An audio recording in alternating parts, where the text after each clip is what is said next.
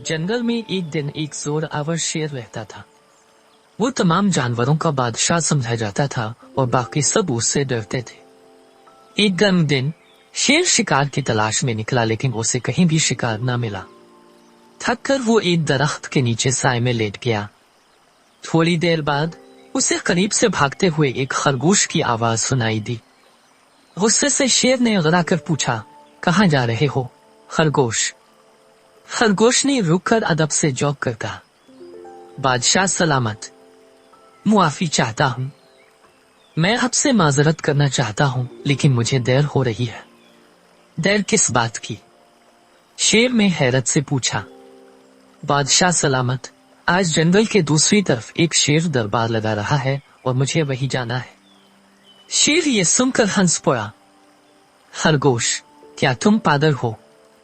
यहाँ मैं हूँ, जंगल का बादशाह, और तुम किसी और शेर के दरबार का जिक्र कर रहे हो। लेकिन बादशाह सलामत, ये सच है। खरगोश ने इसरार किया। अगर आप चाहें तो मेरे साथ आकर खुद देख सकते हैं। शेर को खरगोश की बात अजीब लगी, लेकिन उसे ये देखने का भी शौक था कि आखिर ये कैसा शेर है जो उसके इलाके में दरबार लगा रहा है। वो खरगोश के साथ जाने पर राजी हो गया। वो दोनों जंगल भागे और थोड़ी देर बाद एक बड़े से गले के सामने पहुंचे।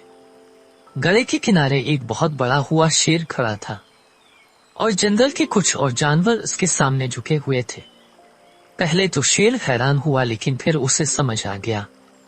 दरअसल वो गले में अपने अक्स को देख रहा था और उसे लगा था कि कोई और शेर उसका इलाका छीनने की कोशिश कर रहा है।